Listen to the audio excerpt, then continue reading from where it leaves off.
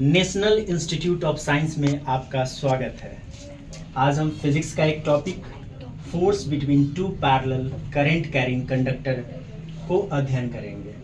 जैसे कि इससे पहले हमने बहुत सारे टॉपिक्स को चर्चा की है, जस्ट लाइक कि ampere circuital law, biot savart law, एक क्या सिलेंडर से जो करंट पास कर रहा था उसकी वजह से, और बहुत सारी चीज़ें हम लोग ने इसमें पढ़ी है।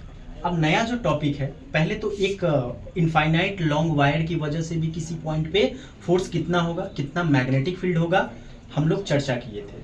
आज क्या है, आज हमारे पास एक तार नहीं है, दो तार है। ठीक है, पहला जो तार है x है, दूसरा जो तार है उसको y से डिनोट कर रहे हैं।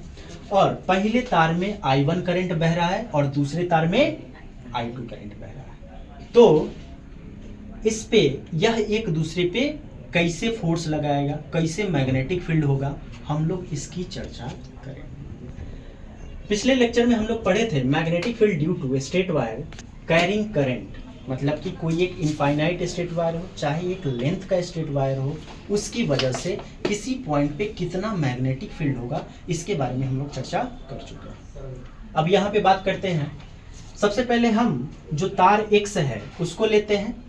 अब तार x में जो करंट बह रहा है I ऊपर की तरफ बह रहा है।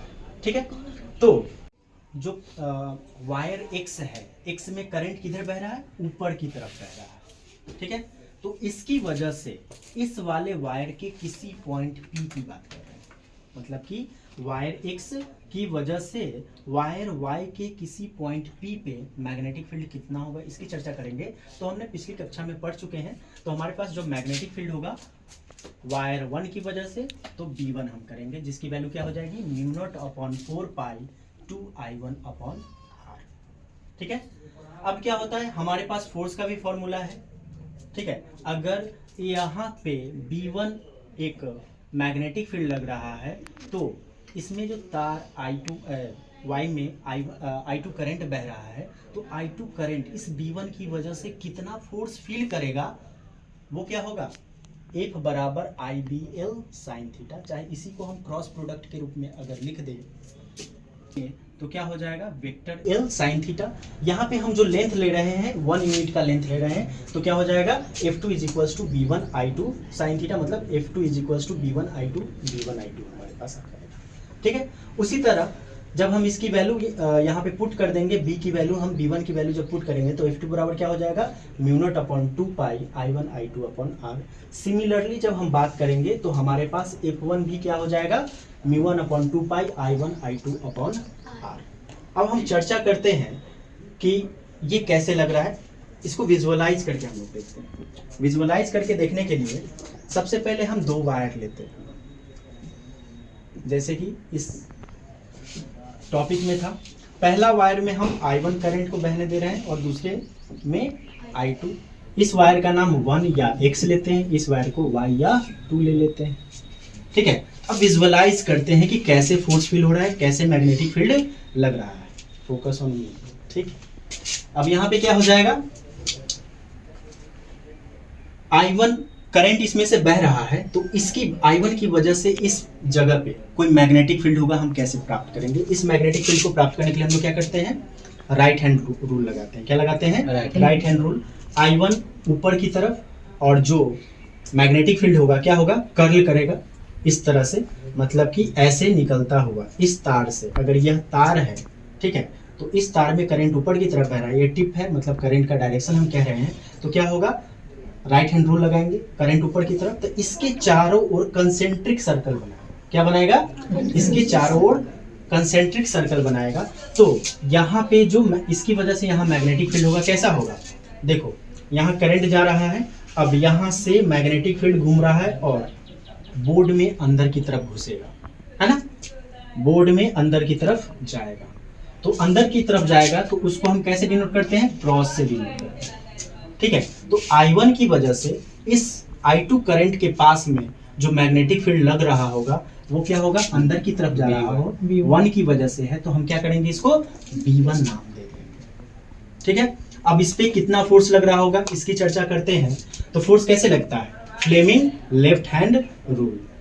अंगूठा फोर्स को डिनोट करता है, ये वाला जो पहला फिंगर है इस किस चीज को डिनोट करता है, मैग्नेटिक फील्ड को डिनोट करता है, और ये जो मिडिल फिंगर है ये करंट को डिनोट करता है। तो सबसे पहले मिडिल फिंगर को करंट के डायरेक्शन में रखते हैं, मतलब ऊपर, और ये मैग्नेटिक फील्ड को बोर्ड के अंदर की तरफ करेंगे, तो हाथ को ऐसे घुमाएंगे, ठीक है। तो हमारा फोर्स किधर हो जाएगा, इस डायरेक्शन। किधर होगा, इस डायरेक्शन में, लेफ्ट हैंड में, मेरे लेफ्ट हैंड में, ठीक है। तो इस डायरेक्शन में तो I2 पे लग रहा है, तो हम इसको F2 भी लिख सकते हैं, फोर्स ऑन 2 लग रहा है, तो इस तरह से F2 इस डायरेक्शन में। सेम चीज I1 के लिए भी करेंगे। तो सबसे पहले I2 की वजह से मैग्नेटिक फील्ड भी यहाँ पे लग रहा होगा, तो I2 क्या, ऊपर की तरफ राइट हैंड रूल लगाएंगे, ऊपर की तरफ I2, तो जो हमारा मैग्नेटिक फील्ड होगा कैसा होगा, कंसेंट्रिक सर्किल, ऐसे जा रहा होगा और अंदर बोर्ड में से बाहर की तरफ निकल रहा होगा। क्या होगा, ये बाहर की तरफ निकलेगा, ऐसे जाएगा, बोर्ड में घुसेगा और यहां से बाहर की तरफ निकलेगा। तो बाहर की तरफ जब निकलता है तो हम क्या डॉट से डिनोट करते हैं, ठीक है। अब हम फोर्स की चर्चा करते हैं, तो फोर्स लेफ्ट हैंड रूल से निकलता है। क्या हो जाएगा, सबसे पहले करंट के डायरेक्शन में मिडिल फिंगर ऊपर की तरफ, और ये क्या है, मैग्नेटिक फील्ड बाहर की तरफ। तो क्या करेंगे, ऐसे घूम जाएंगे बाहर की तरफ, ऐसे की तरफ, और ये मैग्नेटिक फील्ड बाहर की तरफ, तो फोर्स इधर हो जाएगा, ठीक है। तो यहां से फोर्स जो होगा F1 इस साइड में, F1, ठीक है। मतलब कि ये वाला तार जो है F2 से इधर खिंचा रहा होगा, और ये वाला तार F1 से इधर खिंचा रहा होगा। अब मानिए हम इसको रस्सी बांध के इधर खींचे, इसको रस्सी बांध के इधर खींचे, क्या होगा, ये इधर की तरफ आएगा, ये इधर की तरफ आएगा, तो क्या होगा, पास पास आ रहा है। तो पास पास आने को क्या कहते हैं, अट्रैक्शन फोर्स कहते हैं। मतलब कि इस केस में क्या हो रहा है, अट्रैक्टिव फोर्स लगेगा। कैसा फोर्स लगेगा, अट्रैक्टिव। अब दूसरा केस हम लेकर देखते हैं, जब दो तार हो इस तरह से, एक में ऊपर की तरफ जा रहा है, दूसरे में नीचे की तरफ जा रहा है, तो क्या लगेगा, इसमें कैसा फोर्स लगेगा, कैसा फोर्स फील होगा। तो यहाँ पे इसको 1 लेते हैं, इसको 2 लेते हैं, x या y, ठीक है। और यहाँ पे जो करंट बहेगा, पहला में I1, दूसरा में I2। सेम चीज हम सबसे पहले राइट हैंड रूल लगाएंगे, तो क्या होगा, ऊपर की तरफ I1 करंट, और यहाँ पे जो फील्ड लग रहा होगा वो क्या होगा, अंदर की तरफ जा रहा होगा, ठीक है। अब इस पे जो फोर्स लगेगा, अब फोर्स को हम गणना करते हैं, तो फोर्स का डायरेक्शन किधर होगा, तो सबसे पहले लेफ्ट हैंड रूल, करंट ऊपर की तरफ और मैग्नेटिक फील्ड अंदर की तरफ, तो ये वाला जो होगा को नीचे की तरफ करते हैं और मैग्नेटिक फील्ड को अंदर की तरफ, एक मिनट, अंदर की तरफ है, तो मैग्नेटिक फील्ड ये वाला है अंदर की तरफ और करंट नीचे की तरफ, ठीक है। मैग्नेटिक फील्ड अंदर की तरफ, करंट नीचे की तरफ, तो फोर्स किधर होगा, राइट हैंड डायरेक्शन में होगा, इस डायरेक्शन में हम फोर्स लगा दिए, 2 पे लग रहा है, तो इसको हम F2 से डिनोट करेंगे। अब इस पे चर्चा करते हैं, I2 की वजह से यहाँ पे फील्ड कैसा लगेगा। तो I2 की वजह से यहाँ पे फील्ड कैसे लगेगा, ये वाला रूल, ठीक है। ये करंट किधर है, नीचे की तरफ है, तो क्या होगा, ऐसे घूमेगा, कर्ल करेगा, तो मतलब ये बोर्ड में अंदर की तरफ जा रहा होगा, ठीक है। तो यहाँ पे फिर से अंदर की तरफ हो गया। अब यहाँ पे फोर्स कैसे लगेगा, फोर्स की बात करेंगे, फ्लेमिंग लेफ्ट हैंड रूल लगाएंगे, तो क्या करेंगे, करंट ऊपर की तरफ, मैग्नेटिक फील्ड अंदर की तरफ, तो ये क्या हो जाएगा, ये इस डायरेक्शन में हो जाएगा, लेफ्ट हैंड डायरेक्शन में F1 लगेगा।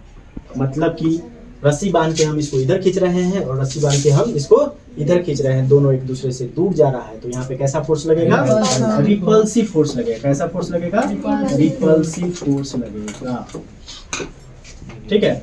यहाँ पे अट्रैक्टिव फोर्स लगेगा। अब इसकी चर्चा करते हैं हमारे आम जीवन में आसपास में कैसे ये चीज अप्लाई हो रहा है। तो आम जीवन में चलेंगे तो क्या होता है, हमारे आसपास में घर के पास में ही 11,000 वाला वोल्टेज वाला तार जा रहा होता है, ठीक है।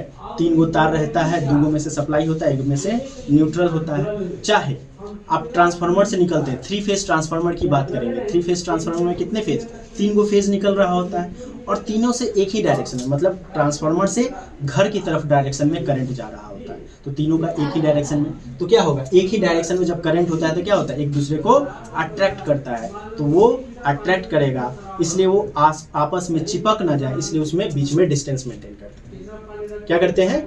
डिस्टेंस काफी लगभग एक हाथ पे रहता है, ठीक है, इतना दूरी पर दोनों तार रखा जाता है ताकि अति होके मतलब अट्रैक्ट होके आपस में सट ना जाए, ठीक है। तो इस तरह से हम करते हैं। और एक और चीज होता है कि जो इन्वायरमेंटल है, हवा, आंधी, उसकी वजह से भी चिपक ना जाए, इसलिए भी हम उसको दूर दूर रखते हैं। तो दो कारणों से हम उसको दूर दूर रखते हैं। ये हमारे जीवन में ये वाला जो टॉपिक है, इसका इस्तेमाल कहाँ होता है उसकी हम चर्चा कर दिए। कौन सा टॉपिक है? Force between two parallel current carrying conductor, between two anti parallel current carrying conductor का भी हम लोग दूसरे वाले में चर्चा कर दिए। ये वाला पैरेलल वाला है और ये वाला क्या है? Anti parallel. पैरेलल में होगा तो क्या होगा? अट्रैक्शन होगा। एंटी पैरेलल में होगा तो क्या होगा? रिपल्सन होगा। Join us.